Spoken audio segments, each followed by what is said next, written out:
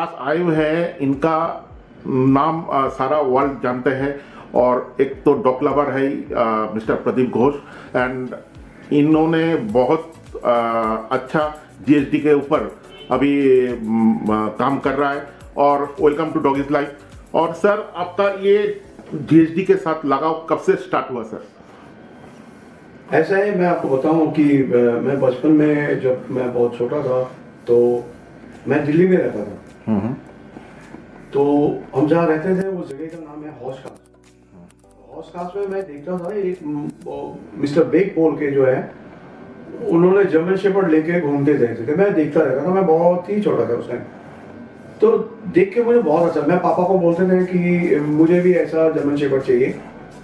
तो मुझे ये कहते थे कि आप तो यहाँ पढ़ने आए हो, पढ़ने के बाद जो है जब आप थोड़े से बड़े हो जाओगे तो फिर आगे चल के आप जर्मन शेपर्ड रख सकते हो, जब इसके आप काबिल बन जाओ। लेकिन मैं हमेशा देखता रहता था, मुझे बहुत पसंद आता था। सारे ब्रीड देखते थे, जैसे कि वही जर्मन शेपर्ड बहुत पसंद आता था जी। तो आहिस्ता आहिस्ता ऐसा होता गया। फिर मम्मी को मैंने बहुत रिक्वेस्ट किया, तो मैं थोड़ा फिर उनके, मेरा अंकल था लंदन में, बहुत रिक्वेस्ट करने के बावजूद भी अंकल कहते नहीं, वो उनका जो डेड हेयर्स होता है वो कारपेट खराब करता है, ये करता है। जब भी वो अंकल आते थे तो मैं उनको बोलता रहता था कि मुझे जर्मन शेफर्ड चाहिए होता है। तो उन्होंने कभी मुझे इंकरेज नहीं किया। तो मेरा फर्स्ट डॉग जो चैंपियन हुआ वो है 1986 में। My first champion dog kennel club of India में 1986 में जब मैं लेके आ गया। दैट वाज 1984 की बात है। अच्छा।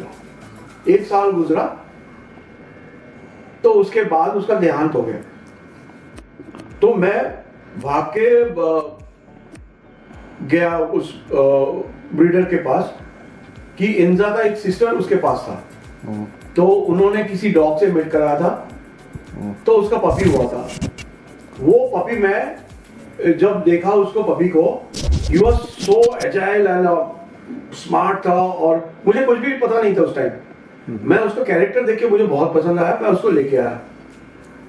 तो that was my first champion dog in the year 1986, champion Sirocco of Titnhof. 3 show में चैंपियन हुआ। हमारे जो लेजेंडरी जजेस थे, अशोक मुखर्जी, अशोक दा, आरपी मीटर, पोस्टर दा, एंड वन मोर जज नवाब नजीर हसन, जो हमारे बीच नहीं रहे। ये मेरे लिए ये लोग क्या कहते हैं कि इंस्पिरेशन है, जिनको देख के मैंने सीखा है। तो इनके पास वो 3 सीसी लेके जीता था मैंने। I am so lucky about that. I am a lucky person जो मैंने ये ऐसा मतलब कारनामा जो उसने किया था, उसका नाम था सीरो, चैंपियन सिरोको ऑफ टिटनहॉफ। वहीं से मेरी जर्नी शुरू हुआ। अच्छा। उसके बाद तो मैंने ब्रीडिंग भी किया। I made not less than 100 के ऊपर मेरा चैंपियंस है होम ब्रीड। और उसके बाद मैंने 2 डेज नेशनल देखा ऑस्ट्रेलिया में। फिर लंदन में जबरदस्ती अंकल के पास गया और उधर से मैंने जर्मन शेपर्ड लेके आया। बीनहर्स बोल के बहुत फेमस कैनल है। तो बीनहर्स इंडिया बोल के एक फीमेल में लेके आया था। तो उसका फादर था Igo von Lowenstein, and mother was from very famous kennel also, Venus Rigma, and that was a very good lines. And जब भी वो मैं इधर आया तो लोग पूरा हैरान हो गए उसको देख के। And she was so beautiful, good looking. लेकिन मुझे उस टाइम पता नहीं था। तो उसको मतलब एक यूरोप से आने के बाद हमारे कंट्री में उसका वेदर कैसा होगा, उसका मतलब चेहरा कैसा होगा, उसके बाद तो उसका चेहरा ब्रेक डाउन हो गया। आहिस्ता आहिस्ता मैंने सीखने लगा कि किस तरह से इसको हम लोग जैसे यूरोप से आएंगे ना, बहुत सारे बाल होते हैं और बहुत देखने में अच्छे just because of the weather. लेकिन हमारे यहाँ आने के बाद, एक्लेमेटाइज होने के बाद कैसे होना चाहिए वो हमें सीखना पड़ा। तो हमने आहिस्ता आहिस्ता सीखा। उसको फिर वो भी चैंपियन बना। उसके बाद मैं जर्मनी से मैं फिर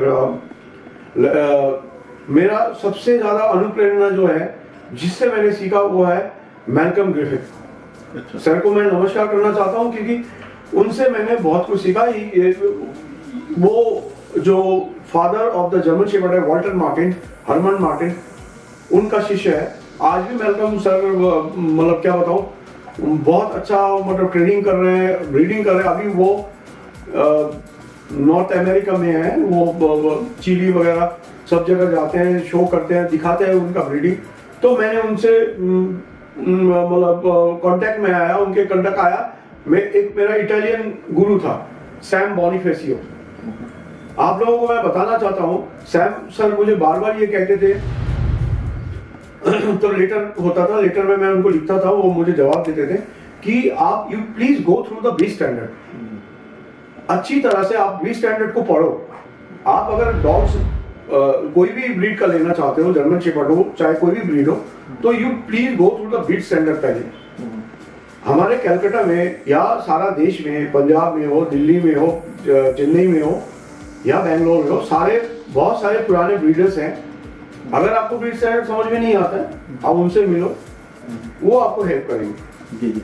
और सर आप जब ये फर्स्ट अपना डॉग लाए, उसके बाद तो आप अपना डॉग से बहुत कुछ सीखे हैं। और सर कब आपको मतलब दिमाग में आया कि हम ब्रीडिंग में उतरे, और ये सोच क्यों आया आपका ब्रीडिंग करने का? ऐसा है कि पहले तो ब्रीडिंग के बारे में कुछ पता ही नहीं था। फर्स्ट वो मेरा वो जर्मन शेफर्ड था, तो उसको मैंने वो एक जर्मन डॉग आया था कलकत्ता में, मैंने ब्रीड किया, वो हो गया ब्रीडिंग। उसके बाद जो मुझे समझ में, तब तो बचपना था, कभी पेड़ के नीचे बच्चे दे रहे हैं, फिर घुमा फिरा के डॉक्टर साहब बोल रहे हैं कि उसको पानी पिलाओ, गर्म दूध पिलाओ। मुझे तो मजा आ रहा था, तब तो मैं बहुत छोटा था, तो पेड़ के नीचे दे रहे, ये दे रहे। तो आहिस्ता आहिस्ता क्या हुआ ना, जब उनको बच्चे को देख के फिर वो लोगों के पास गए, बड़े हुए, और जब वो शो में जीतने लगा तो लगा कि ये तो मेरा ही ब्रीडिंग है। देन आई बिकेम वेरी, बहुत मुझे खुशी हुई, मतलब अंदर से खुशी मिला कि देखो मैं अपना ब्रीडिंग का पपीज है एंड दे आर विनिंग। वो पेड़ के नीचे वो जन्मा था, तो वो एक फीलिंग सा होने लगा। तब मैं सोचने लगा अब ब्रीडिंग कैसे करना है, किस तरह से करना है। मैंने बहुत सारे जर्मन ब्रीडर से मिला, फिर मैल्कम सर से बात किया, देखने लगा मैल्कम सर का। फिर मैंने मैल्कम सर से मैंने जर्मन शेफर्ड लिया मैंने, जो इंडिया में आके बहुत जीता। एक डॉग लिया, वो भी इंडिया में आके बहुत जीता। और फिर एक डॉग लिया, वो भी इंडिया में आके जीता। उसका पपीज जो है जीतने लगा। तो मेरे अंदर ना एक इन्वॉल्वमेंट आ गया, तो मुझे लगा कि मैं अच्छा ब्रीड करूं। और जो पपीज, अपने पपीज जो जीतने लगा ना, तो लगता है कि अपने बच्चे जो मतलब जीत रहे हैं, समथिंग लाइक दैट, ये फीलिंग्स मेरे अंदर आया। तो ब्रीडिंग में ऐसे ही मेरे अंदर फिर लगाव आ गया। तो एक बार क्या हुआ, मुझ में, आप लोगों को मैं बताना चाहता हूँ कि मुझ में एक खामियां भी है। वो क्या है, मैं अपने डॉग को हरा देता हूँ। जब मैं रिंग में जिसको लेके चलता हूँ ना, वही सोचता हूँ कि ही इज द वर्ल्ड का बेस्ट है। पीछे मेरा अपना डॉग है, मैं वो सोचता नहीं हूँ। तो माइकल क्विनी पंजाब में आया था, तो उधर मेरा दोस्त का डॉग था। एंड आदर्श जो है मेरा सबसे बेस्ट स्टूडेंट था, चिरंजीव चक्रवर्ती, पिंकू बोल के। तो वो डॉग लेके मेरे तरफ देख रहा है कि मैं क्या करूं। मैंने कहा तू अपना काम कर, मैं अपना काम करता हूं। तो फिर वो Michael Quinney look at me, he said this is your dog. I said yes my dog. तो वो उसको भी देख रहा था सर। तो मैं कोशिश ये कर रहा था कि उसको हरा के मुझे जीता है। और जीतने के बाद तो मेरा बचपन का, मैं दिल्ली में पढ़ा हूँ, तो बचपन का मेरा दोस्त बहुत खुश हुआ और बोलने लगा कि वो डॉग का नाम था Exo von Horselota, that is also a German dog. तो उसको बेस्ट शो दिया। बाद में मेरे दोस्त ने बोला मैं वर्ल्ड का टॉप डॉग लाऊंगा, तू हैंडल कर लेगा। मैंने कहा लेके आ, मैं करता हूँ। बीच में तो पिंकू मेरे ऊपर बहुत गुस्सा हो गया, होटल में मेरे को घुसने नहीं दिया। रात भर मैंने वो क्या है पैसेज में पड़ा रहा, क्योंकि वो कहते हैं अपने डॉग को हराते हुए मैं पहली बार देखा। और मेरे मिसेज भी बहुत गुस्से में हो जाते थे, हमेशा मैं ऐसे गलत काम करता हूँ। लेकिन सर मैं आपसे आप लोगों से पूछना चाहता हूँ कि अगर आप हैंडलर हो और डिवोटेड हो, आपके पास जो है क्या सोचते हो, वही तो वर्ल्ड का बेस्ट है। चाहे पीछे कोई भी खड़ा हो, उसको छोड़कर आप इस पे नजर डालो। मैं ऐसे ही किया तो शायद पता नहीं लोग मुझे पागल भी समझते हैं, लेकिन उसके बाद क्या है, मेरा दोस्त ने मुझे VA10 वर्ल्ड नंबर 10 डॉग लेके गया, V10 सॉरी, बोर्जोगुलिश। VA का मतलब होता है बोर्जोगुलिस ऑसिलिस, वो टॉप 11 डॉग्स में होता है। अच्छा। VA1 VA2 VA1 तो सीगर होता है जो उस साल वर्ल्ड को रिप्रेजेंट करता है, जैसे हमारा मिस्टर इंडिया होता है वैसे। अच्छा। तो VA1 से लेकर 10 11 तक होता है। अगर टॉप क्वालिटी होगा तो 11 से 12 भी हो सकता है। उसके बाद V10 होता है। तो सर मुझे ना वो बचपन में वो दोस्त ने मेरे को बोला कि मैं तेरे को SG36 डॉग लेके आया, तू देख एक बार। दिल्ली में हम लोग रहते थे, मैं चित्रेंद्र पार्क में रहता था, वो गेट कैलाश पे रहता था, तो हम सारे स्कूल फ्रेंड्स थे। तो वो डॉग लाया, वो अफगानिस्तान से था, उसका नाम था अब्दुल्ला नूरी। तो वो मेरे को डॉग दिखाया, मैंने बोला मैं तो इसको डॉग ऑफ द ईयर बना दूंगा। पता नहीं किस जोश से मैंने बोल दिया था। तो नेक्स्ट डे कहते कि हैदराबाद में शो है, चलते हैं दोनों। मैं, मेरा दोस्त अब्दुल्ला नूरी और एक दोस्त था मेरा, अभी भी है, बहुत गहरा दोस्त है, मोजेस पीटर। अच्छा। दिल्ली में रहता है। तो हम लोग भागे उधर जाके, मोजेस ने बोला कि मेरे लिए टिकट लेके रखा था, तू चला जा। जैसे तैसे हम भाग के सुबह 6 बजे पहुंचे हैदराबाद, वहां से मेरा जर्नी शुरू हुआ। तो हैदराबाद में हमने बेस्ट इन शो जीता, फिर उधर से मुंबई चला गया, मुंबई में भी जीता, मुंबई से पुणे चले गए, पुणे में जीता। मेरी मम्मी बोलती थी तू कहाँ है, मैंने कहा मैं आ रहा हूँ, पहुंच रहा हूँ, बस खाली दिल्ली में हूँ मैं, बस यही झूठ बोलता रहता था। और भाग भाग के सारा दुनिया में जो है उस जोन में पूरा बेस्ट इन शो जीत के टॉप पॉइंट हासिल कर लिया और डॉग ऑफ द ईयर भी बन गया। कैलकाटा में आया उसको लेके, कैलकाटा कैनाइन क्लब का शो था साइंस सिटी में।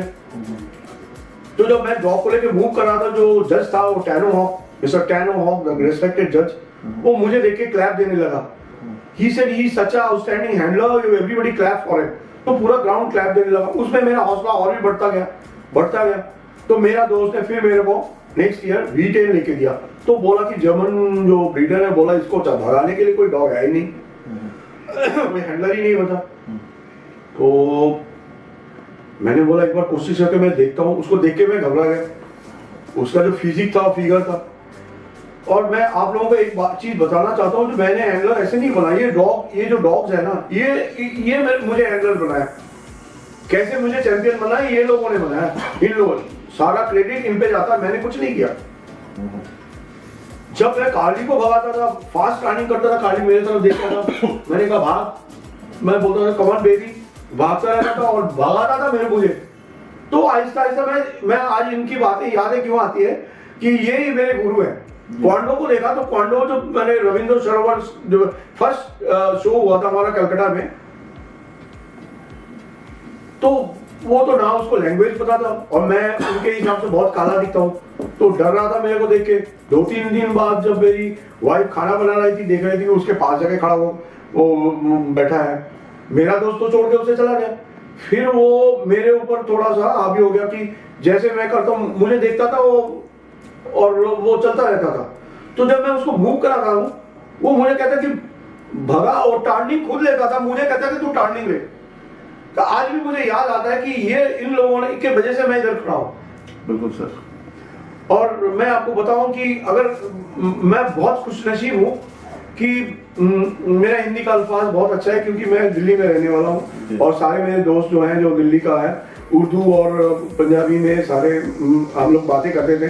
तो बंगाली जैसे मतलब वो मेरा जो अल्फाज है ऐसा नहीं है। तो मैं बहुत कंफर्टेबल हूँ। आप लोगों को बताना चाहता हूँ कि मैंने दिल्ली में जो है ना, तो क्वांडो को लेके गया, उसे थोड़ा ठंड बहुत पसंद था, तो ऊपर रहता था, वो पंखा भी लगा देता था उसको पूरा जनवरी में, मस्त रहता था। और एक बार वो नीचे आके मुझे देखता था, फिर जाके ऊपर जाके चला जाता था। और जब वो ट्रैक में उतरता था ना, वो मेरे को, मैं उसको नहीं भगाता था, वो मुझे भगाता था और मुझे सिखाता था। आज भी मुझे याद है कि जो भी मैं बना हूं ना इन लोगों के वजह से। फिर मैंने जर्मनी, लंदन से मैंने वो लाया जर्मन शेफर्ड्स, वो लोग बच्चे थे, उनको मैंने तैयार किया, उसको बेस्टिंग जो मिला, वो जो भी मिला आप लोगों के दुआ से, तो बहुत सारे जीते हैं उन लोगों ने। उसके बाद मैंने जर्मनी से मैंने हेयरबुश कैनल से मैंने एंजो को लाया। Enzo was the son of पैक्रोस।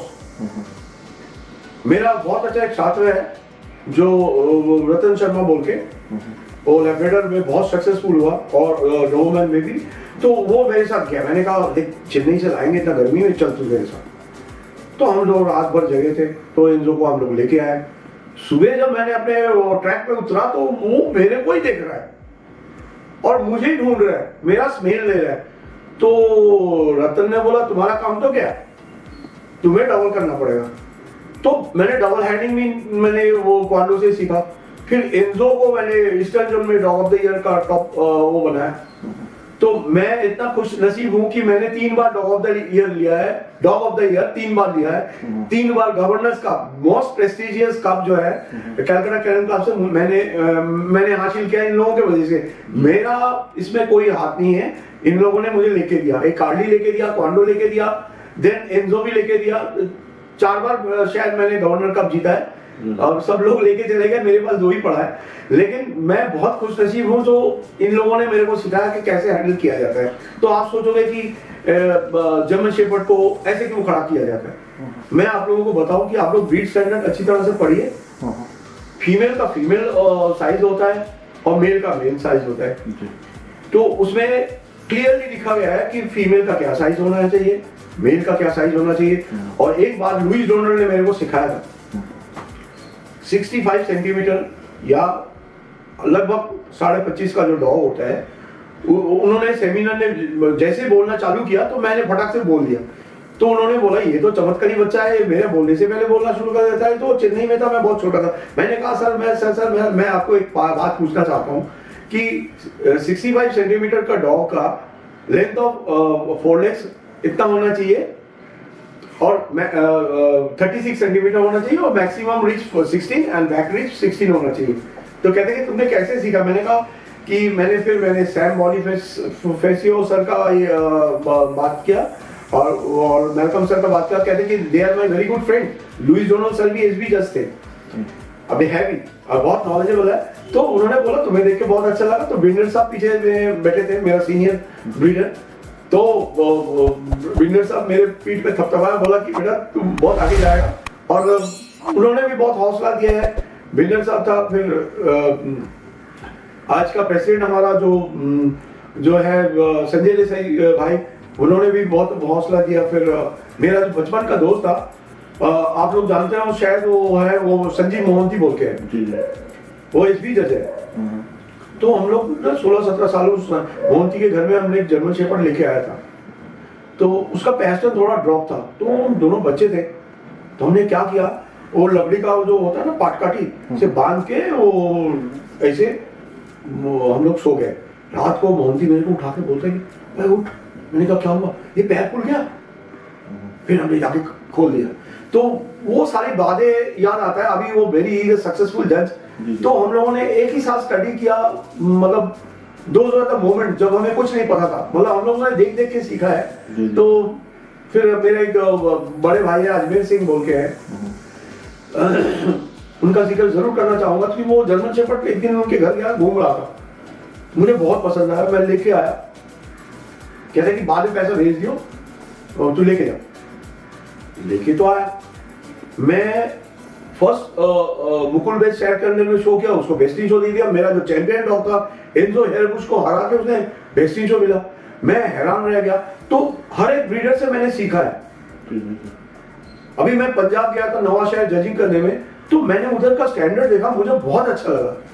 और उधर भी 2-3 हैंडलर्स मुझे उसमें से मुझे बहुत अच्छा लगा। प्रमोद बोल के एक हैंडलर है, he is a very successful guy, Punjab में लगा। इधर तिथराज शील बोल के है, जिसको हम छोटन बोलते हैं, सुबह 4 बजे मेरे यहाँ पे दरवाजे में बैठा रहता था कि दादा सिखाओ मुझे। उसके अंदर भूख देख के मैं हैरान हो जाता था। और आहिस्ता आहिस्ता आज वो इंडिया का सबसे बड़ा हैंडलर्स है।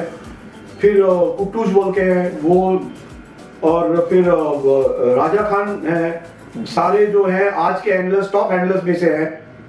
तो बहुत सारे मौके भी मिलते हैं, जैसे अभिजय मुखर्जी है, उनका जो डॉग है मैंने भगाया, वो तो घर में सोया हुआ है, मैंने अपने डॉग को हरा के उसका डॉग को जिताया। तो जो मेरा हैंडलर था नांटू, वो बोलता है आप ऐसे मेरे साथ क्यों करते हो।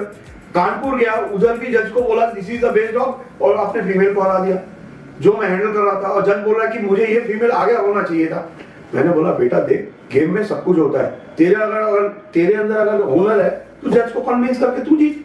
मैं ऑन द ग्राउंड क्या करता हूँ, जो मेरे पास डॉग है वही मेरे लिए वर्ल्ड का बेस्ट है, जो पीछे है I don't care for that.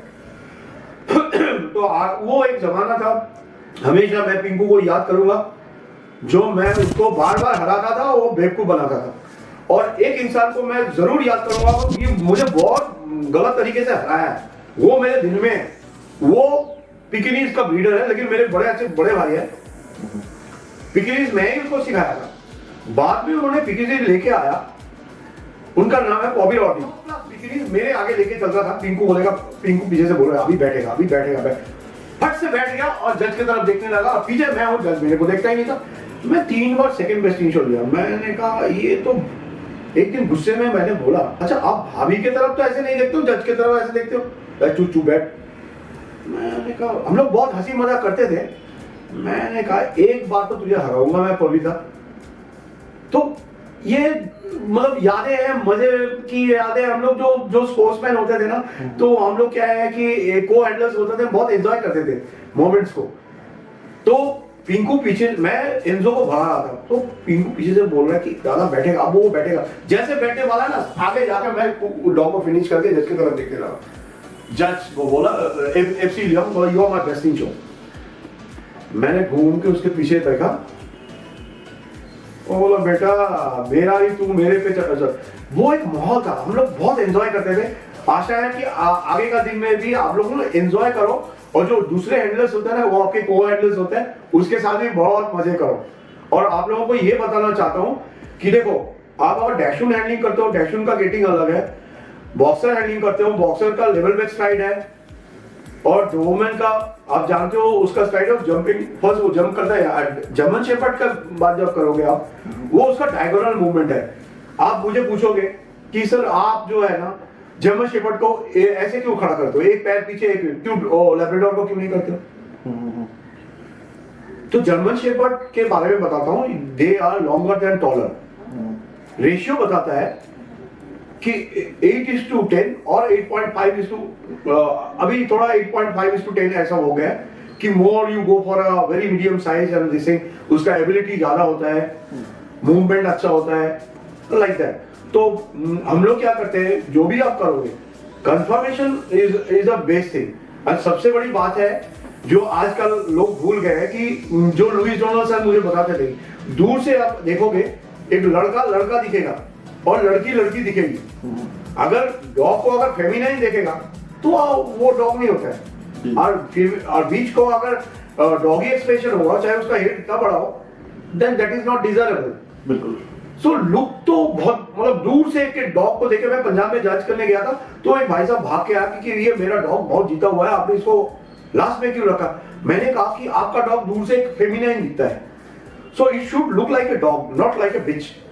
और बीच का भी हेड एक्सप्रेशन अच्छा होना चाहिए, but it should look absolutely feminine. जो मैं आपको दिखाऊंगा, जो अभिजय भाई ने मेरे को एक फीमेल दिया है, वो दूर से तो दिखता है पूरा doggy, but absolutely feminine expression. ये बात आप याद रखना, the dog has to have a look like a doggy expression, the female should have a feminine expression. बाकी आप लोग अच्छी तरह से बी स्टैंडर्ड पढ़िए। आप पूछेंगे आप जर्मन शेफर्ड को आप वॉक क्यों कराते हैं, रन क्यों कराते हैं, और सब ऑलरेडी में वैसे घुमाते हैं, और जर्मन शेफर्ड के बारे में ट्रैक क्यों बनाते हैं, शायद आप यही पूछने वाले हो। तो मैं आपको बताता हूँ कि जर्मनी में जंगल में जब मान लो वो बहुत सारे भेड़ बकरियां घूम रहे हैं, मैं और मान लो महावीर दोनों सारा दिन कैसे संभालेंगे? नहीं संभाल सकते ना। अगर एक जून से निकल के अगर जंगल में चला जाए, चीता खा जाए, तो क्या करते हैं, जर्मन शेफर्ड को छोड़ देते हैं, सारा दिन वो घूमता रहता है, और फ्लॉक्स के अंदर सारे भेड़ को अंदर रखते हैं। बाहर नहीं जाने देते, जंगल में जाएगा तो चीता खा ले। तो उसके लिए एक जर्मन शेफर्ड को क्या चाहिए? Correct confirmation. अब भागोगे कैसे? आपका फिगर सही होना चाहिए ना, सारा दिन घूमने के लिए टायरलेस एनर्जी चाहिए। तो हमारे लिए ये तो पॉसिबल नहीं है कि 100 भेड़ को एक जगह रखो और उसको वो बना के जर्मन शेफर्ड को भगाओ। So we make a track बनाते। तो ट्रैक बनाने के बाद जो है ना, उसमें हम डॉग्स को पहले वॉक कराते हैं। वॉक इज बहुत जरूरी है। German shepherd is all speed dog. Walk करते करते करते करते जो थक जाते हैं वो पीछे चले जाते हैं, और जिसके अंदर एनर्जी होता है और चलने के लिए और देखने के लिए, माने अपना ओनर को खुश करने के लिए ऐसे देखते हैं, तो it means he is capable और she is capable to move around the flocks पूरा दिन। और भागते भागते एंड ऑफ द डे में जब वो खुश नजर आते हैं, ऐसे देखते हैं, ही इज अ सीगर। मन क्या है कि उसके अंदर एबिलिटी है to make you happy, to make owners happy. So we make a track. आज के मॉडर्न जमाने में we make a track. Germany में जैसे आप लोग जानते हो कि हम लोग फुटबॉल का प्रेमी हैं, बुंदर लीग होता है, और जैसे जर्मनी में बुंदर लीग होता है ना फुटबॉल का, वैसे बुंदेसलीगा लीग भी होता है उसका जर्मन शेफर्ड का। पूरा पोडियम में ना, स्टेडियम में देखेंगे आप, ट्रैक के अंदर जर्मन शेफर्ड भाग रहे हैं, ऐसे चल रहे हैं। तो एंड ऑफ द डे में जो भागने भागते भागते भागते जब जो लास्ट तक पूरा एनर्जी दिखाता है, और उसके बाद ही हम लोग उसको जज करते हैं। वो पकड़ने के बाद ही आप पकड़ के रखोगे उसको, पीछे से हैंडलर वो आपको बोलेगा छोड़ने के लिए, आप 3 बार कॉल करेंगे, तो आप अगर छोड़ेंगे नहीं तो आप डिस्क्वालीफाई माना जाता है जी। तो इस तरह से सारा वो, उसके बाद ही एक डॉग वॉर्जुगुलिस ऑसिलिस होता है, मतलब वीए होता है। अच्छा। और उसके बाद वीए टॉप डॉग जो होते हैं 10 या 11 वॉर्जुगुलिस ऑसिलिस बोलते हैं, हमको वीए बोलते हैं। और जो उसके बाद जो आता है वी वॉर्जुगुलिस आता है, वो आता है नेक्स्ट 50 डॉग्स, वो भी किसी से कम नहीं है जी जी जी। तो देर आपको मैं जैसे सुनाता हूँ, एसजी माने एक्सेलेंट, वेरी गुड। तो एसजी में 36 आया था, 36 रैंक हुआ था वो डॉग। उसका नाम था, आप लोग जो जर्मन शेफर्ड शुरू करने जा रहे हो, अगर आप हार भी गए तो एक बात समझ लेना कि ये आपका हार नहीं, ये आपका जीत का दिन है। क्योंकि वो जो एसजी 36 डॉग था, वो आगे चल के जेक नॉरिकम बना है। वो उसका नाम है जेक वॉन नॉरिकम। उसका फादर था क्वांडो वॉन आर्मीनियस, उसका मदर था एनिट वॉन नेरिकम, और जेक नॉरिकम आज का मॉडर्न जर्मन शेफर्ड का पिता है। करेक्ट, मीडियम साइज, एंड वो एसजी 36 हुआ था। और वो आगे चल के वर्ल्ड नंबर 1 हुआ। और मैं इतना खुश नसीब हूँ, वेलकम सर से मैंने जेक का ग्रैंड डॉटर पाया उनसे। अच्छा। तो मैं आपको बताना चाहता हूँ कि मैं कितना खुश नसीब हूँ कि मेरे गुरु ने कितना मुझे सपोर्ट दिया, और मुझे आज मैं कुछ भी नहीं हूँ, लेकिन सारे जो है मुझे बहुत पसंद करते हैं, और दिल से शायद गुस्से भी होते हैं, क्योंकि मैं क्या है कि समटाइम शो के अंदर भी जीतता रहता हूँ और गुस्से भी होते हैं दूसरी तरफ से, लेकिन अंदर से तो सपोर्ट जरूर करते होंगे आप लोगों का प्यार और मोहब्बत। और जर्मन शेफर्ड को अदर्स जो पोस्टल ब्रीड्स है उससे अलग क्या करता है जर्मन शेफर्ड? देखिए सर, हर breed is very precious. Dachshund का काम है एक अलग से, साइबेरियन हस्की का काम अलग से है सर, लैब्राडोर का एक अलग से है। तो सब अपने अपने जगह में बेस्ट है, लेकिन ये मत पूछिए कि मैं जर्मन शेफर्ड कर रहा हूं बोल के।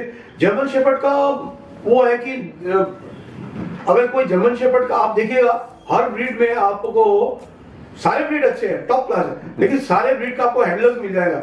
जर्मन शेफर्ड का हैंडलर ढूंढने जाओगे ना सर, तो फिर तो मतलब क्या है, उधर ना आपका ना वो फाकीबाजी का मतलब क्या बोलते हैं हिंदी में कि आप जो है ना मतलब वो किसी भी तरह से मैनेज नहीं कर पाओगे। वो जो ट्रूथ है वो आपके सामने आ जाएगा, क्योंकि जो बड़े बड़े ओनर्स होते हैं और उनके डॉग्स बहुत टची होते हैं उनके साथ, उनको बाहर से जब भागना पड़ता है तो देख के मुझे हंसी भी आता है, दुख भी लगता है, क्योंकि उधर आप ना कुछ चीज छुपा नहीं सकते। You have to run run run run run 10 round 15 round 20 rounds, आपको भागना ही पड़ेगा बाहर जा।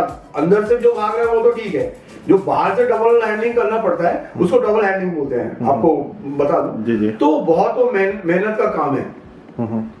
तो मैंने देखा है, मेरा एक भाई है डॉक्टर कौशिक घोष बोल के, वो अच्छे डॉक्टर है, सक्सेसफुल डॉक्टर है, वो मेरा छोटा भाई जैसे है, वो बहुत सारे अच्छे अच्छे जर्मन शेफर्ड रहा है। वो मैं उनका डॉग भगाता हूँ, मैं या राजा खान कोई भी हम लोग भगाते हैं, कौशिक भाई चुप जाते हैं। उसको पता है मेरे से प्रदीप का भागा नहीं जाएगा, और एक दो राउंड के बाद वो गायब हो जाते हैं, वो बच्चे लोगों से भगाते हैं। तो ये है हम लोगों का नटखटबाजी, ग्राउंड के अंदर मजे लेना, एक दूसरे का टांग खींचना। हमारा एनवायरनमेंट बहुत अच्छे होते हैं, बट जर्मन शेफर्ड में ना वो कॉम्प्रोमाइज नहीं होता। You have to run run and run, otherwise जो जज होंगे आपको पीछे फेंक देगा। क्योंकि if your dog doesn't show the energy the move, तो क्या है कि वो मतलब they will not entertain you if the जज इज वेरी सीरियस। और सीरियस जज में से तो मैं तो क्या बताऊं कि I am very thankful to, और एक मेरे ब्रदर है टीटो बोल के, मैं मोहन बगान सपोर्टर हूँ, वो इस बंगाल सपोर्टर है, जैसे पसंद नहीं हूँ उसको मैं, लेकिन उसने जो जेंटिस कैनल से जो जज लाया था, मैं माशाल्लाह वो जज जो है इतना नॉलेजेबल है। उनका नाम है सर क्रिस्टोफर लुडिक। टीटो भाई ने तो एक से एक बढ़कर जज लाया, अभिजय भाई, टीटो भाई, लेकिन क्रिस्टोफर लुडिक से मुझे बहुत कुछ सीखने को मिला। और दादा ओनली फॉर जीएसटी में डबल हैंडलिंग का क्यों जरूरत पड़ता है? इसके लिए मैं आपको बताऊं, डबल हैंडलिंग के लिए, क्योंकि आप जब जर्मन शेफर्ड को लेके चलते हो ट्रैक के अंदर, जो वो ट्रैक बनाया जाता है, तो डबल हैंडलर्स के लिए अलग से एक ट्रैक होता है। अब ये क्यों होता है? मैंने पहले आपको बताया था कि वो जो उसके अंदर जो काबिलियत है, उसका जो सेंस है, वो डबल हैंडलर की तरफ जो टच, वो सारा देखने के लिए, चलने के लिए उसको भागना पड़ता है। वो फॉलो अप करेगा वो डबल हैंडलर्स को। क्यों फॉलो अप करता है? क्योंकि आपका जो डॉग्स के अंदर क्या एनर्जी है वो देखने के लिए वो फॉलो अप करेगा डबल हैंडलर्स। वैसे ही कैसे, और करते करते करते करते करते करते जो मतलब स्लो होता जाएगा, थक जाएगा, और जो एनर्जी शो नहीं करेगा वो पीछे चलता रहेगा। और जो अपना डबल हैंडलर्स को वॉच करते करते करते चल रहा है, देख रहा है, ये कर रहा है, तो उसमें ये पता चलता है इसके अंदर कंफर्मेशन के साथ साथ उसके अंदर एनर्जी और लगाव कितना है वो अपना ओनर के साथ, ताकि वो eight the end of the day हम लोग ये चाहते हैं कि you should make owners happy.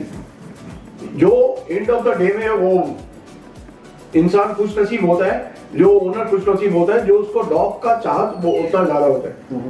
तो जैसे कि ये मैं आपको बताऊं कि डबल हैंडलर्स नहीं हो तो शो में आपको मजा नहीं आएगा, मतलब जर्मन शेफर्ड शो में विदाउट द डबल हैंडलर्स आप ये शो जज नहीं कर सकते। क्योंकि more he see his own person, he start keep moving 15 round 20 round 30 round, then at the end of the day जब ये अपना एनर्जी दिखाता है कि now still he has the willingness to walk, ये बात आप जरूर याद रखना, the willingness to walk का मतलब बहुत बड़ी शब्द होता है ये, कि मतलब काम करने के लिए जो उनके अंदर जो मतलब क्या कहते हैं कि जो हौसला होता है कि काम करने के लिए, ओनर को खुश रखने के लिए, जो उसका अंदर जो वो होते हैं मतलब खुश करने के लिए, उसके अंदर जो हौसला, उसके अंदर जो भी कुछ एनर्जी होते हैं, तो वही देखने के लिए बहुत जरूरी होता है कि एक जर्मन शेफर्ड के अंदर कि at the end of the day you are making your owner happy. So ये बात आप अगर थक गए हो गया तो जितना भी टॉप क्लास हो आपको पीछे जाना पड़ेगा, और जो अपना एनर्जी शो कर रहा है उसको आगे जाना पड़ेगा। तो इसके लिए आपको डबल हैंडलर्स की जरूरत है कि आपके अंदर एनर्जी क्या है। जी बहुत। और सर आज तक आपने जितना ब्रीडिंग किए हैं उसमें से सबसे बेस्ट डॉग बोलिए या आपका बीच बोलिए, कौन सा है? डॉग है या बीच है? नहीं, जो मैंने बेस्ट ब्रीडिंग किया वो है, मेरा कैनल का नाम है जर्शिप्स, वो ही मेरा फीमेल है, जो मेरे को सबसे ऊपर लेके गया वो है जशेफ इन्जा। अच्छा। वो ब्रेड इन इंडिया फीमेल जो कैलकाटा स्पेशलिटी शो में भी जीता under the Meyer great SB जज। And then doctors current hit box Delhi में मैंने भेजा था। रतन शर्मा मेरा स्टूडेंट है, मेरा भाई है, वो अपना वो दिखा के लेके गया उसको।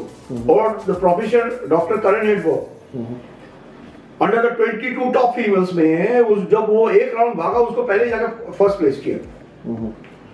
तो she added lot of this thing on the cap of my channel, and not only that, my one more great friend SB Judge, he is a great SB Judge, तो उसके अंदर में भी मैं भुवनेश्वर में जीता। That is great.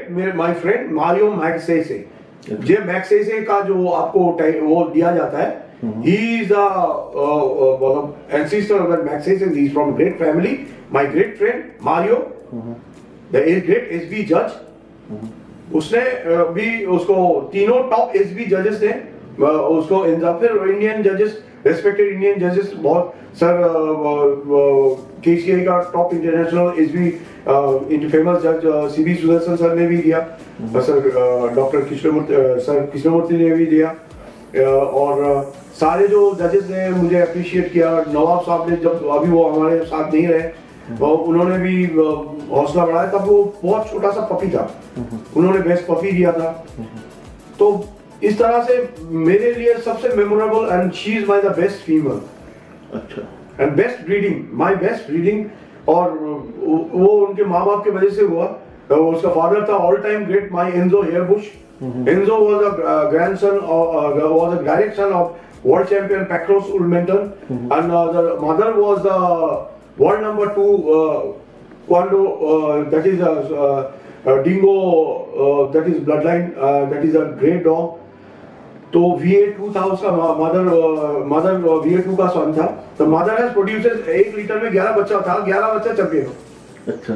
इन दो का जो सिस्टर्स वगैरह जो भी था, भाई बहन सारे चैंपियंस हुए 11। I am so lucky. तो for me the Enzo is my all time favorite, and मैं भी चाहता हूँ आप लोग की ब्रीडिंग करें, सेंसिबल ब्रीडर बनिए, और आगे चल के और अच्छा करें, और आगे चल के और अच्छा नाम रोशन करें, और ब्रीड स्टैंडर्ड को आगे लेके जाए। तो सर आपका ब्रीडिंग का अभी कितना जनरेशन चल रहा है अभी? एटलीस्ट माय ब्रीडिंग का 10 जनरेशन चल रहा है।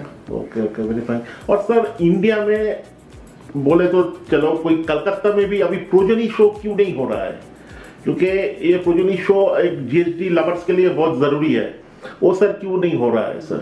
नहीं, आगे चल के देखिए, बीच में तो ऐसा हुआ कि हम लोगों ने जो कोरोना के वजह से शो सारा गड़बड़ हो गया। जी जी। लेकिन एक छोटा सा पेट शो हुआ था चिलचुड़ा में। तो that person was so much fond of dogs, तो वो अपना डॉग को रिटायर करने के लिए और उसका प्रोजेनी लोगों को दिखाया, जो बहुत बहुत फेमस हुआ आगे चल के, क्योंकि वो उनके साथ उनका डॉग का जो उन्होंने ऑल द वे, मैं बहुत तबीयत मेरा खराब था, लेकिन उन्होंने मुझे रिक्वेस्ट किया कि आप प्लीज आओ, मैं आपको डॉग को रिटायर करने वाला हूँ और प्रोजेनी दिखाने वाला हूँ। तो मैं अपना तबीयत बहुत खराब होते हुए भी, इनफैक्ट मुझे उस टाइम थोड़ा लग रहा था कि मेरा तबीयत बहुत चलने के लायक नहीं, लेकिन उनके लिए मैंने गया और मैं देख के हैरान हो गया। He had such a lovely progeny also. तो मुझे बहुत अच्छा लगा उनका प्रोजेनी शो देख के।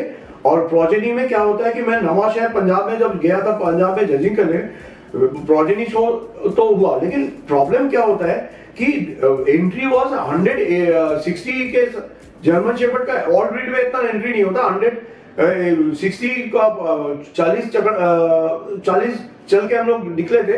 अल्टीमेटली 180 एंट्रीज हुआ और रात हो गया था। उसके बाद भी मुझे प्रोजेनी जजिंग करना पड़ा। और मैं आपको एक बात बताऊं, मुझे वो प्रोजेनी जो मैंने नवाशहर में प्रोजेनी किया था, वो मेरा एक भाई है, उसका नाम है हरचंद सिंह। वो बहुत अच्छा ब्रीडर है और उनका डॉग जो था, मैं वो डॉग को मैंने V1 किया।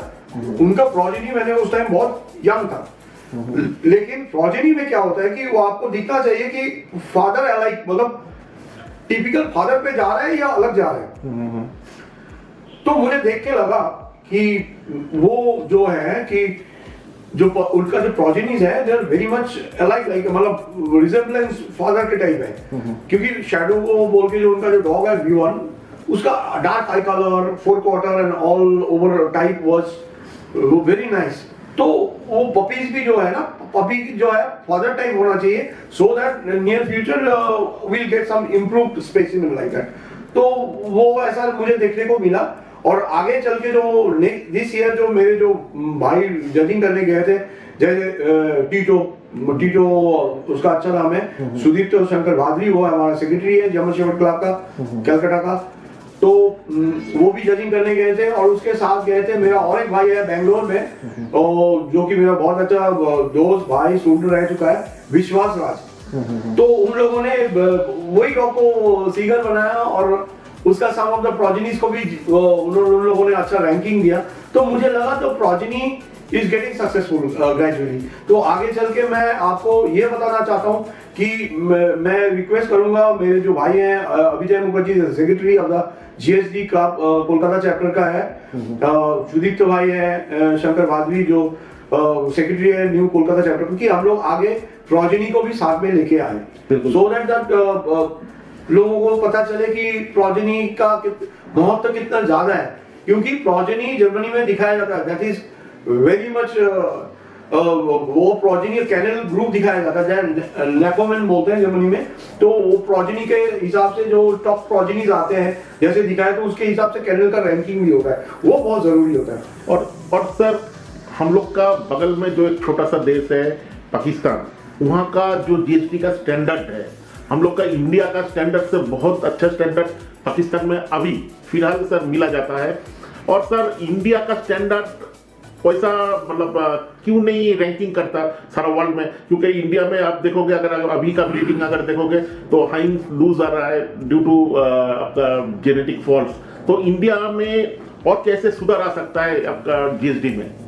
मैं एक बात बताना चाहता हूँ मैं कंपेयर किसी से नहीं कर रहा हूँ। मैं एक बात बताना चाहता हूँ क्योंकि जो आप लोग मतलब सोचते हो ना कि जैसे कि मैंने इंपोर्ट लेके आया इंपोर्ट लेके आया तो आप ऐसा इंपोर्ट लेके आओ ना जिसका HD एल्बो कनेक्शंस नॉर्मल हो जिसका HD फॉल्ट है वो लेके क्यों आते हो उसको ब्रीड क्यों करते हो।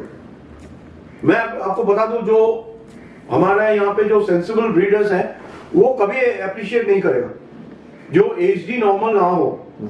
तो उस डॉग को वो किसी को आप वो ऐसे ही पेट होम में दे दो तो ठीक है लेकिन उसको ब्रीड मत करो। लेकिन हम लोग इतना बेवकूफ है जो जर्मनी में नियर नॉर्मल HD नॉर्मल होता है नियर नॉर्मल होता है और जो थोड़ा सा मतलब प्रॉब्लम होता है तो वो दूसरा थर्ड कंट्री में सेल कर देते हैं। देखने में तो बहुत अच्छा है हैंडसम लुकिंग होता है जीतता है लेकिन उसका जो प्रॉब्लम है ये भी आप देखो ना। तो हम लोगों को जब इंपोर्ट करना होता है तो we should go for a dog strong HD normal हो पिंक पेडिग्री तो जरूरी है। तो ऐसा है कि पिंक पेडिग्री मतलब जिसका फादर मदर दोनों ब्रीड सर्वे है जिसका एल्बो HD सारा जज किया गया है नॉर्मल है ऐसा लेके आप आओगे तो क्या है कि हम जब ब्रीड करेंगे विल गेट द परफेक्ट और आगे आप जो एल्बो कनेक्शन या लूजनेस आप बता रहे हो ना तो वो पपी इन्फॉर्मेश 7-8 महीने तक तो होते हैं। आपको वर्कआउट करना पड़ता है। आप अपने बच्चे को देखो वो बचपन में पैदा हुआ है जब वो थोड़ा सा वो मतलब क्रॉल करने के बाद वो चलने लगता है तो थोड़ा डगमगाता है ना। वैसे जर्मन शेफर्ड 6-7 महीने में आप एकदम फार्म नहीं पाया जाएगा। सो दैट उसके बाद हम लोग आहिस्ता आहिस्ता वॉक कराते हैं एक्सरसाइज कराते हैं उसको बाहर लेके जाते हैं तो so that will get form. So please आप लोग अगर जर्मन शेफर्ड लाते हो तो पहले उसको वॉक कराइए भगाइए मत। अच्छा ये मेरे को वो जो फैंटो इशियल का जो ओनर है बार्डो स्कूल उन्होंने सिखाया था कि वॉक करके करते करते जो extension of the walk automatically वो ट्रांसफर हो जाएगा उसका एनर्जी वो मूवमेंट में। पहले वॉक कराओ वॉक ऑल द सेंसिबल जजेस, जो मैंने नवाब साहब से सीखा, मैल्कम सर से सीखा है कि वॉक कराते हैं, they just walk, Louis Donald sir से सीखा है, they walk the dog, walk में सारा पता चल जाता है, भागने में नहीं पता चलता है। अब 30 राउंड वॉक करने के बाद ना आपका मतलब दूध का दूध, पानी का पानी सब नजर आ जाता है, आपको कुछ करने की जरूरत नहीं है, तब जाकर आप देखो किसके अंदर एनर्जी है किसके अंदर नहीं है। सो दैट अगर आपका लिम्स लूज रहेगा, मान लो अब मैंने जितना भी शोज देखा है, आज शो है चेन लगा के ग्राउंड पे आ गए, वो बेचारा को कुछ नहीं पता कहाँ जाना है क्या करना है, आपको भी नहीं पता है, और नंबर मुंह पे लेके आप आगे खड़े हो जाएगा, कुत्ते भी आपको देख रहे हैं और मैं जज भी आपको देख रहे हैं। तो आप you have to be very sensible about the thing कि कोई भी चीज का ना तैयारी की बहुत जरूरी होती है। बिल्कुल। और तैयारी आप अगर करके जाओगे तो फायदा होगा, लेकिन आगे के मेरा लिम लूज है, अचानक लेके चले गए आप, तो मैं तो लूज ही दिखूंगा ना, मुझ में क्या गलती है, गलती तो ओनर पे है। तो मुझे तैयार करो ना, जैसे कि मैं आपका पेट हूं तो मुझे तैयार करो ना, मुझे बनाओ ना इसके काबिल कि मैं जाके अपने आप को शो कर पाऊं। तो ज्यादातर तो यही होता है कि लोग जो ओनर है उनको नहीं पता है कि दांत कैसे दिखाना पड़ता है, दांत क्यों दिखाएंगे, कुत्ते को दिखा रहे हैं दांत क्यों दिखाएंगे, ये तो मैं समझ में नहीं आता। अरे भाई ये तो सिंपल सी जजिंग की बात बता रहा हूं आपको मैं, कि जब हम लड़की देखने जाते हैं, पुराने जमाने में क्या होता था, बेटी जरा चल के दिखा दे, हंस के दिखा दे, बात करने दी, इससे आपको क्या पता चलता है। हम लोग जजिंग जब करते हैं तो बेटी जरा चल के दिखा, बेटा जरा चल के दिखा, मतलब तू सलामत है और तेरा हाथ पैर सब ठीक है कि नहीं, वही देखेगा। तो बात करके दिखा बेटी तेरा दांत ठीक है कि नहीं। तो उस जमाने से चलते आ रहे हैं ये जो रिवाज है ना। तो आज भी हम लोग जर्मन शेपर्ड जो ग्रीप करेगा उसका अगर प्रीमोलस, मैं आपको बता दूं 42 टीथ होते हैं, आगे होते हैं इंसीजर्स, ये कैनाइन होता है, 6 ऊपर इंसीजर होते हैं, 6 नीचे इंसीजर होते हैं, ये दोनों तरफ 4 कैनाइन होते हैं, कैनाइन टीथ मतलब जो, फिर उसके बाद 4 प्रीमोलस होते हैं नीचे, ऊपर 4 प्रीमोलस होते हैं, ऊपर मोलस होते हैं दोनों 4 और नीचे 3-3 6। आप बोलेंगे नीचे ज्यादा ऊपर क्यों है, जब आप ग्रिप करोगे, जब आप इंसीजर क्या है ग्रिप करता है, कैनाइन क्या है फाड़ता है, और जो मोलस प्रीमोलस होता है वो ग्राइंडिंग टीथ बोलते हैं। तो हर चीज अगर आपको परफेक्ट ना हो, अब इस तरह से क्यों नहीं सोचते हो कि लड़की को देख लिया, हंस लिया, उसका सारा कुछ देख लिया, दांत देखा, चलते हुए देखा, उसको जब बात किया, मतलब हम लोग उस जमाने में ये चलता आ रहा है, तो क्यों ना आज भी दांत क्यों देखते हो, दांत इज वेरी इंपॉर्टेंट, क्योंकि ब्रीडिंग में बहुत फॉल्ट होता है, वो दांत की जरूरत होता है, परफेक्ट टीथिंग नहीं हो ना, वो अगर वर्ल्ड चैंपियन की भी हो उसको निकाल दिया जाता है। जी जी। हमारे वेदर में दांत घिस जाता है, तो कैल्शियम एंड सप्लीमेंट बहुत जरूरी होता है।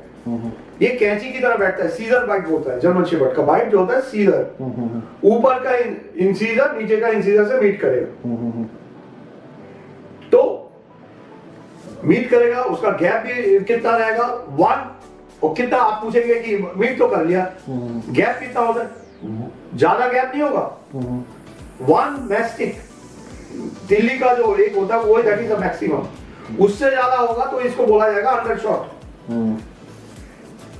जैसे ये हुआ तो क्या बोलते हैं हम लोग ओवरशॉट, और ये हुआ तो अंडरशॉट। तो these are the thing you have to study. आपको अगर जर्मन शेपर्ड लेना हो, कोई भी ब्रीड लेना हो, तो कलकत्ता में बहुत सारे अच्छे अच्छे ब्रीडर्स हैं, उनसे जाओ, बात करो, देखो, पहले अपने आप को एजुकेट करो, देन यू गो फॉर। जी जी जी। और सर आपका नेक्स्ट अभी ब्रीडिंग प्रोग्राम क्या है सर अभी? सर ब्रीडिंग प्रोग्राम तो हम लोग क्या करते हैं कि ब्रीडिंग प्रोग्राम में आपको एक बात बताऊं, फेनोटिपिकल रिजेम्बलेंस एंड जीनोटाइपिकल रिजेम्बलेंस। जैसे मान लीजिए एक नर है और एक मादा है, लुक अलाइक, दोनों का दिखने में बहुत एक दूसरे से बहुत क्लोज है, उसको हम बोलते हैं फेनोटिपिकल रिजेम्बलेंस। और genotypical resemblance is the blood lines which is very close to each other. तो दोनों देख के हम लोग ब्रीड करते हैं। अच्छा। दोनों को मैच करके हम लोग ब्रीड करते हैं। Nowadays we prefer a dog with perfect 25 and a half centimetre, 2.5 centimetre into 1 inches. 25.5 का जो डॉग होते हैं दैट इज परफेक्ट, मतलब 26 तक तो ठीक है, उसके ऊपर ठीक नहीं है। 25.5 से 26 का जो डॉग होता है उसके साथ करेक्ट साइज डॉग, उसके साथ आप एक करेक्ट साइज फीमेल को जाओ, मतलब 22 इंच से 24 इंच का जो फीमेल होता है, मान लो 23.5, मुझे तो 23.5 बहुत अच्छा लगता है। क्यों ज्यादा छोटा फीमेल मतलब मुझे अच्छा क्यों नहीं लगता है, क्योंकि वो जो अगर वेल्प करेगा, वो मदर जो वो करेगा ना, स्ट्रॉन्ग और बिग, लिटिल मतलब बिगर साइज मुझे पसंद है। अच्छा, मुझे रिजल्ट भी मिला था। रिजल्ट इसीलिए मिला था कि मैं VA2 का जो डॉटर लेके आया था जर्मनी से, तो that female was the great female and she has produced 30 champions in 3 liters. She was a big female, strong female. She is from the great kennel, Wessis kennel, Bonita 1 Wessis. अच्छा. His father was world number 2. जब Christopher लुडिक sir ने इसको देखा female को, जो जिनको अभी माना जाता है कि वो वर्ल्ड का टॉप जज है और टॉप ब्रीडर में से है, उनका कैनल है जेंटिश। उन्होंने देख के मेरे फीमेल को बोला था कि दिस फीमेल विल प्रोड्यूस, और उनको जो जर्मनी से लेके आया था मेरा भाई Sudipta Shankar Bhaduri, I like to thank him so much, क्योंकि अगर वो नहीं आता तो मेरा नॉलेज और नहीं बढ़ता। ही सो आज कुछ भी देखो, top dog gentish, top big gentish, तो they are the people those who knows German shepherd, कौन सा करेक्ट साइज से कौन सा करेक्ट साइज करना चाहिए, so that I always prefer little over medium, not too much medium. देखिए sir, जो वर्किंग एबिलिटी होता है ना, तो थोड़ा सा लंग के अंदर सांस लेने की भी जगह चाहिए होते हैं, थोड़ा वेल स्ट्रॉन्ग बिग होगा, और भागने का जो वो होगा ना लंग्स में, मोर एयर एंड दिस थिंग, तो उसके लिए confirmation on size is very much important, required, यानी वेरी इंपॉर्टेंट आल्सो। जी जी जी। और आपके साथ बात करते करते एक दिन कवर हो जाएगा, ठीक है, तो आज आपको बहुत बहुत धन्यवाद देता हूं, और बहुत जल्द और कोई कुछ नया आपसे व्यूअर सीखेगा, और हम लोग भी आपसे सीख रहे हैं, और डॉग्स लाइफ को टाइम देने के लिए बहुत बहुत सर धन्यवाद सर। मैं ऑल व्यूअर्स को ये बताना चाहूंगा, आप कोई भी ब्रीड लो, हमारे कैलकाटा में हो, पंजाब में हो, दिल्ली में हो, इंडिया में कहीं भी हो, साउथ में जाओ, उधर सारे अच्छे अच्छे ब्रीडर्स बैठे हुए होते हैं, तो उनसे पहले डिस्कस करो, they will help you 100%, everywhere you will get the help. पहले आप अचानक से कोई वो आज ही लेना है मुझे, मैंने देखा है लोगों में, ऐसा मत करो, आप पहले थोड़ा बहुत जानकारी ले लो कोई भी ब्रीड का, then you go for it, that उसको आपके लिए भी फायदा होगा। बिल्कुल बिल्कुल सर, बहुत बहुत धन्यवाद sir. Thank you everyone, thank you.